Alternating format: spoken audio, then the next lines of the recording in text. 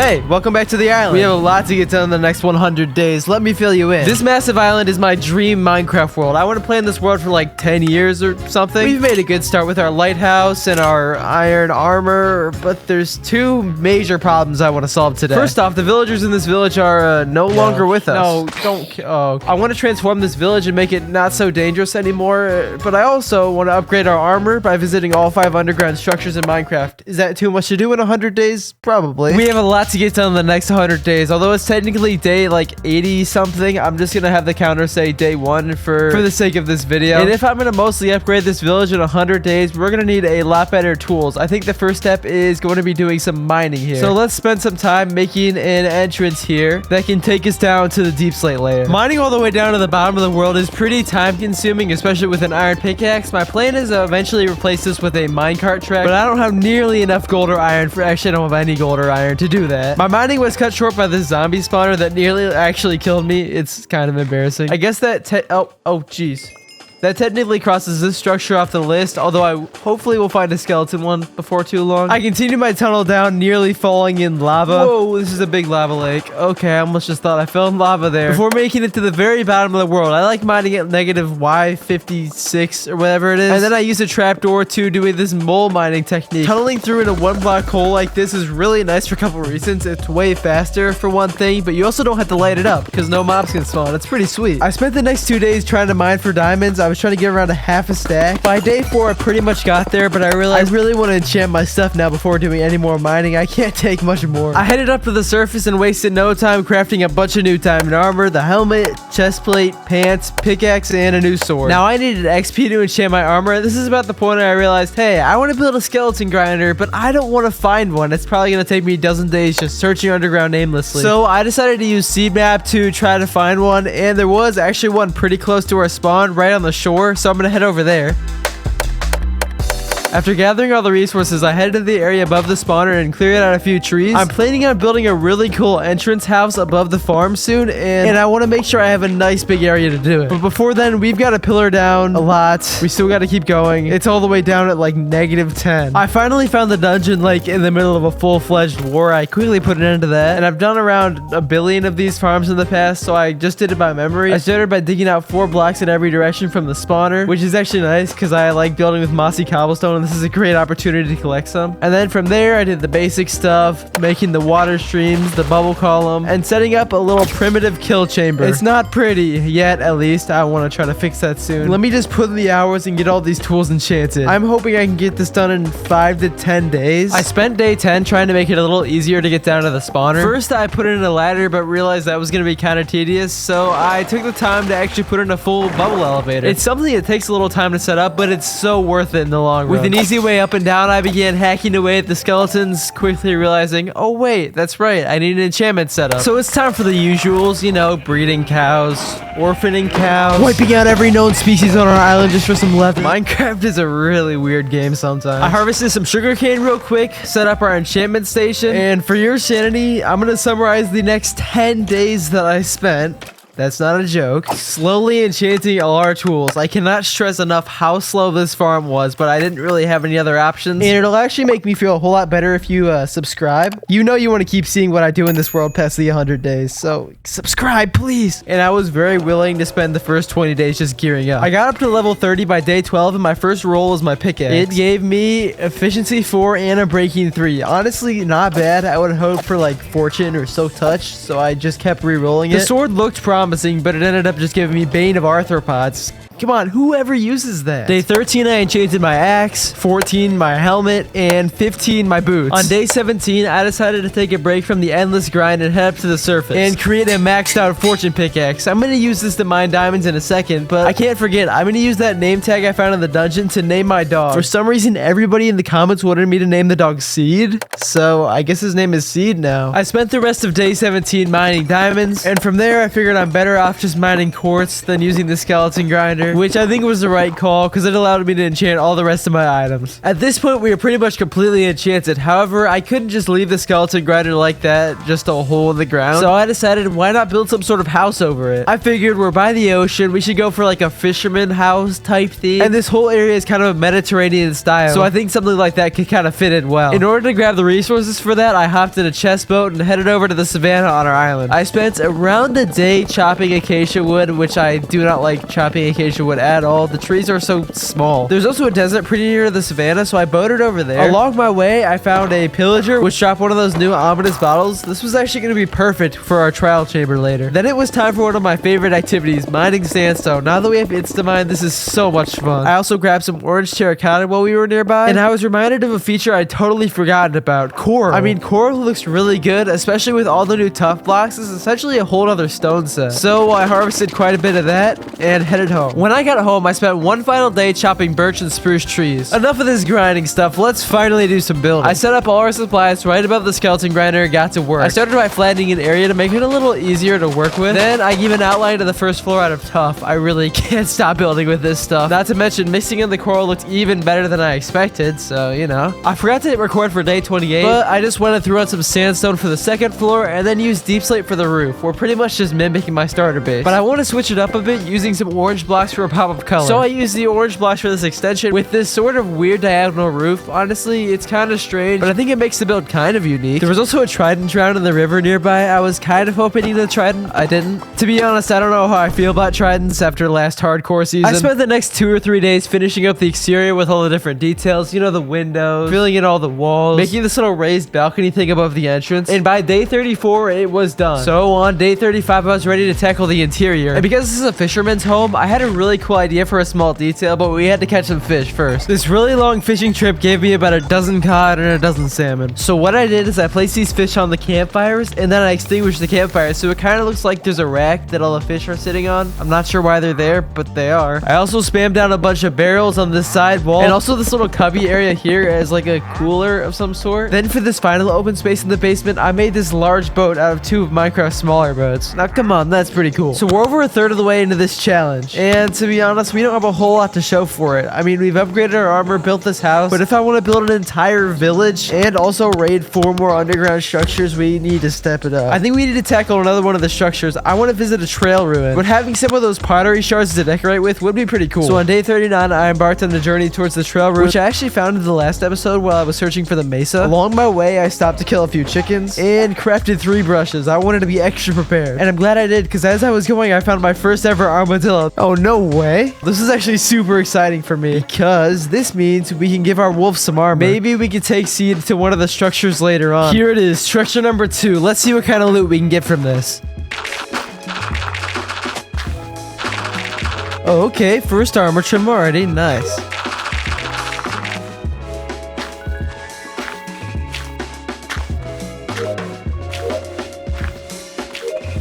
I got all 4. Actually, I got 5 armor trims really easily. And then I realized, wait a minute, these things are just filled with bricks. I hate normally getting bricks, especially without villagers. So, you know, why don't we just rip up their floorboards? And man, look at this chest boat. We have so much loot from this. Definitely a good call coming here. I got back to our base on day 41 to decorate all our gear. I added an armor trim to each armor with the emerald color. I think it turned out really cool. I even crafted some dog armor, dyed it lime green, and gave it to Seed. I think he really liked it. We can finally start working on the city, first by clearing the old village out. I started by removing this big tree I left here for some reason, freed this horse, and then used my enchanted shovel to rip away at all of this grass. To be honest, spending the first almost 40 days gearing up was definitely time consuming, but it's so worth it. Now we can just sit back, relax, and rip through this dirt.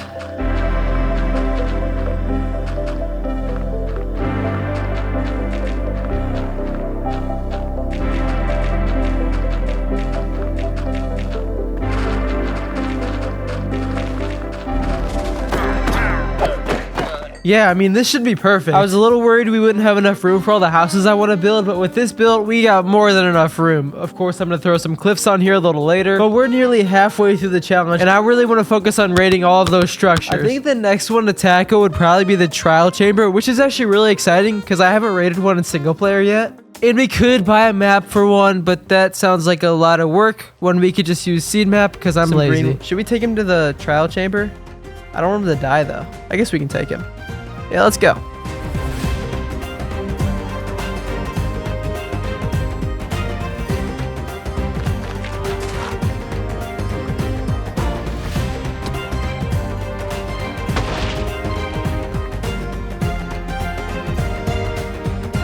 With the trial chamber found, I right away drank the bad omen, which was actually probably a bad idea. This was way harder than I thought. I mean, I can die no problem. I'm just worried about my dog. Careful, dog. Stay out of the way. Got our first breeze rod. Nice. Ow. Jeez, why is he gold armor? Ow, whoa. Oh, I should have brought some of that armadillo scoot. Here, he shouldn't. Stop. No, my dog. Oh, these guys are so annoying. Okay. That dog actually probably saved my life. I'm glad I brought him. Yes. Yes. Whoa, 2 ominous trial keys. We can open up one of our little key things here. Come on. Come on. Oh, what the heck? The next room over, I managed to find another ominous vault. So, of course, I opened it. Dog, you're standing on my loot. Was that a notch apple? Diamond chest. Ooh, wow. The pots are invisible? Are they really? Oh, they totally are. I don't know what... There's some mod I have on that's doing that. What is this? This room is huge. What? And the room wasn't just huge. It was also deadly. Yeah, it is. Oh, jeez. Oh my gosh, this room is crazy. Whoa! Whoa, whoa, whoa, whoa. This might be too difficult. Water bucket. I'll take it. Whoa, whoa, whoa, whoa, whoa, whoa, whoa. Okay, jeez. Oh no, I hit my dog. I'm sorry. Ah! Whoa! Yeah, get him, dog. Careful, dog. Oh no, his armor. Oh no. Alright, time for you to sit this one out, buddy. Yeah. Ooh, nice. Ominous key. Now that my dog is safe, everything is fine, and nothing bad will happen. Oh, dang it. And that is why I quit hardcore mode. Before we left, I made sure to grab the rest of the keys and redeem them, hoping to get an armor trim. Come on, armor trim, armor trim, armor trim. Oh, and the moment of truth. Moment of truth, come on. Ooh, nice. With the whole place looted, I remembered to grab our dog, and then I spent the rest of day 49 heading home. On day 50, I real quick decided to work on replacing my helmet. My helmet actually broke in the trial chamber, which is annoying. But we enchanted it and applied the brand new armor trim to it, which I honestly think is an improvement. Now I'm more ready than ever to get back to building, starting with building the cliff I completely forgot about. This was going to be a pretty large project, so I got to work collecting a lot of stone. Stone mining like this isn't bad. I much prefer having haste 2 beacon, but this is not too horrible. Unfortunately, for me, I didn't have soak touch, which meant I had to smelt all this stone. While I waited though, I used what stone I did have to get work right away on all of this terraforming.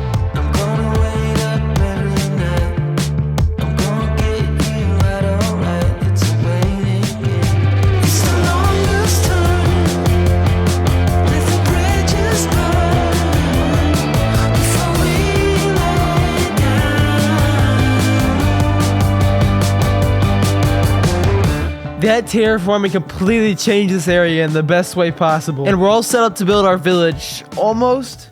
There's still a couple villager houses in the way. I'm going to get rid of this big one here. And for the well, I'd actually like to keep it to commemorate the old village, but I would like to move it to a more central location. So let's just destroy it.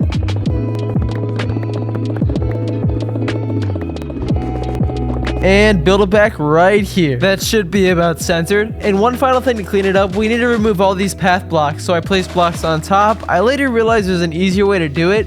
You can just use a hoe on them and then they'll eventually go away. That's nice to know now. I wish I knew it back then. By day 58, it's resource gathering time. And the nice thing with this style I'm going for, which I should probably describe, I'm going for a Mediterranean sort of style where it's these real white tannish buildings with the orange and gray roofs made out of brick, which means all the houses are going to look somewhat similar, which means I can pretty much gather all the blocks I need in one single swoop. Starting, of course, with the granite. I spent the morning of day 59 smelting about half of my sandstone in a smooth sandstone. I like to use both pretty equally, so I figured it's good to have both on hand. And my diamond boots were honestly getting a bit low on durability, so I was forced to use a diamond because we definitely do not have mending yet. We'll have to deal with that sometime soon. Probably not in this 100 days. Next material I needed was packed mud. I had no idea where a mangrove swamp was. I know there's not one anywhere on the island. So the next best thing is just to dive underwater and start using a water bottle on all the dirt. Honestly, not a terrible method if you just grab a door and start spamming. Day 60 was spent in the caves with some good old diorite mining. Can't get much better than this. it probably can get a little better than this. Okay, you got me. It does get better than diorite mining. It's time to start building. We're starting off with a tough frame for this house using the chiseled tough and the regular variants of the tough. I ended up switching it out for tough bricks so to make it a little bit different than our starter house. To be fair, everything's gonna look similar to our starter house, and that's the goal. In a lot of the worlds, my builds are all over the place, but for this region specifically, I want to have one general block theme, which is not something I ever really do. And I think it's gonna make the town look really cohesive. Speaking of, I got some birch planks out to make a little trim for the second story, or I guess the first story, and then brought up some sandstone all along the walls. Once the sandstone was in place, I picked a few spots where I thought windows would probably look good, and then I realized, oh right, I need warped wood. So I made a little bit of a quick journey over to a warped forest to hopefully grab some. I want to use it for shutters. I don't know if this is worth it. So I grabbed a bunch of that and headed home. On day 63, I installed our fresh new shutters with a combination of warped trapdoors and signs. I think they turned out really cool. I also put in our door frame and threw on a temporary floor for the interior. Another exterior detail I decided to add was to throw on a nice big white chimney to the side. You know, the classic with the campfire on top. I think I forgot to put the campfire on top. Then I installed a quick little brick roof to the top, and I think it's turning out pretty nice. Obviously needs a lot of detail, but it's looking good. I felt like I was on a roll, and by day 65, I continued the village by adding another house with the orange roof, the white walls, but this time with a little bit of a different block palette just to break things up. Check it out. These two new buildings frame this area really well. As you can see, I even made this little covered area with a bunch of books and storage and pots. There's not a specific purpose for each house because I kind of want to fill them over time with the different villager professions. And of course, yeah, in this one too, there's plenty of room for villagers. The building's going great, but we need to take a quick break to head to an ancient city. My main goal from the ancient city is to get a Swift Sneak book. They're so essential for building, to be honest. And also, I'd rather not die if I can help it, you know? These ancient cities honestly just involve a lot of sneaking slowly between chests, which isn't always the most exciting thing, but there's decent loot at least. And okay, we found the redstone room. I like this room because we can steal redstone from it. Oh, come on. Ward armor trim? Maybe we're a little bit... So he's right there. I'll come back for the chest. How do I get out? Okay. He's not chasing me, is he? I think we're good. I don't like how I can hear his, like, footsteps. Oh my gosh, he's chasing me.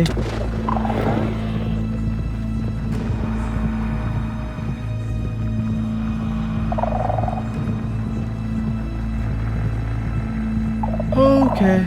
That's terrifying. Let's swim up here and hide. That might be the first time something in Minecraft has actually made me jump. Every time I've played an ancient city before was in hardcore mode, so I never even got close to the warden. But that was scary. Swift Sneak, come on, come on. Any day now. Oh, yes, a new music disc. Nice. Swift Sneak 2, hold on. If I grab our anvil, I believe we can now combine it for Swift Sneak 3. Nice. Yes. Oh, what? You know what? That's my cue to leave. As soon as I got back, I made sure to stow away all my music discs, and I got to work finishing some detailing on our last two builds. I was working on finishing the roof until I got a visit from Minecraft's probably best mob. They must know I'm up at 2 a.m. editing this. That's probably why they're attacking me. I worked on bringing the path further up the hill, which is looking great, by the way. This little fence I installed kind of made a natural little field type area. I figured it'd be a good place to plant some crops, and I eventually actually landed on sugarcane, which is not what you typically think of for a crop field, but I think it looks cool. Days 76 through 78 were spent building this really cool tower house. This might just be my favorite one out of the whole city. Something about it just looks really cool to me. Oh, by the way, real quick, there's something really cool I wanted to mention. As you know, this is a really long-term, hopefully like 10-year-long world. And I've actually made a way for you to be part of this world. I know, it's crazy. I've officially launched channel memberships on my channel, something I've always wanted to do. And everyone who becomes a member gets a permanent sign with their name on it placed somewhere in my world. I just felt like that's a really cool way to commemorate it. And hey, you also get stuff like the world download, a bunch of custom emotes, private chat room. I try to make this as worthwhile as possible and a really good way to support me so I don't have to do annoying sponsorships because those are really annoying. So hey, consider clicking that join button and thank you so much. I wanted to throw in a few more details of the front of this build that we made. So I slapped down some stuff like this table, cartography table, the skull from the ancient city, a little flower pot with a cherry tree in it. I really like it. On day 80, I decided I wanted to balance the area out by adding this one more house. I decided to make it really short though to make sure it doesn't block the houses in the back.